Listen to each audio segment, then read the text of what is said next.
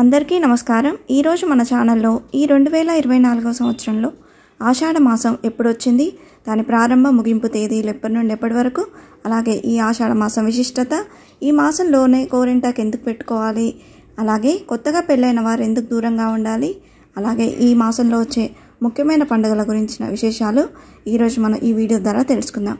అంతకంటే ముందుగా ఇంతవరకు నా ఛానల్ని సబ్స్క్రైబ్ చేసుకున్న వాళ్ళంటే please subscribe my channel and press the bell icon. ఇప్పుడు వీడియోలోకి వెళ్ళిపోదాం।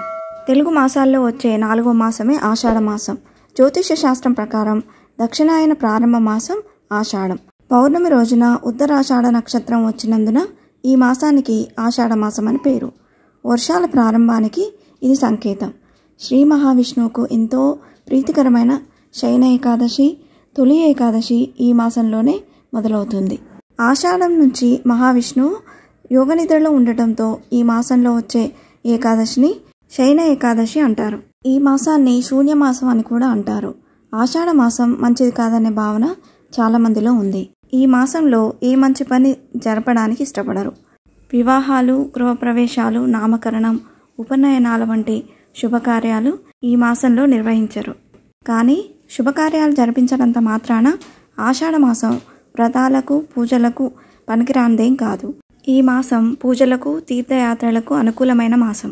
ఈ 2024 సంవత్సరంలో ఆషాఢ మాసం శ్రీ క్రోధినామ సంవత్సరం ఉత్తరాయణం గ్రీష్మ ఋతువు ఆషాఢ మాసం శుక్లపక్షం రోజున పాడ్యమి తిథి జూలై 6, 2024 శనివారం రోజున ప్రారంభమై ఆగస్టు 4 ఆదివారం అమావాస్య తిథితో ముగుస్తుంది। అలాగే ఆషాఢ మాసంలో కొత్తగా పెళ్ళైన జంట దూరంగా ఉండాలని, అత్తా కోడళ్ళు ఎదురు పడకూడదని ఆచారం ఉంది।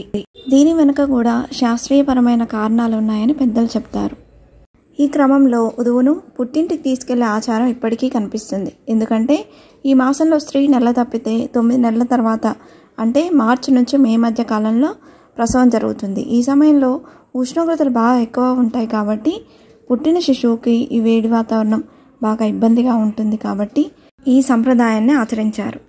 అలాగే ఆషాఢం రాగానే చాలామంది మహిళలు గోరింటాకు పెట్టుకోవడం మన తెలుగునాట ఆచారం। గోరింటాకు గౌరీదేవికి ప్రతీకంగా భావిస్తారు।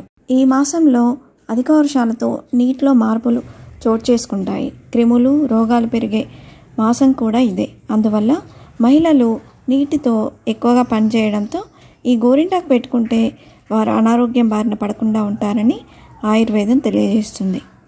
అలాగే ఈ ఆషాఢ మాసంలో వచ్చేటువంటి ముఖ్యమైన పండుగలు గుప్త నవరాత్రులు అనగా వారాహి నవరాత్రులు, అలాగే పౌర్ణమి రోజు జరుపుకునేటువంటి గురు పూర్ణిమ, అలాగే తెలంగాణ ప్రజలు విశేషంగా జరుపుకునేటువంటి బోనాల పండుగ, అలాగే తొలి ఏకాదశి ఈ ఆషాఢ మాసంలోనే జరుపుకోనున్నాము। ఇంతే ఫ్రెండ్స్, ఈ వీడియో మీకు నచ్చిందని ఆశిస్తున్నాను। ఇలాంటి ఇంట్రెస్టింగ్ వీడియోస్ కోసం please subscribe my channel and press the bell icon.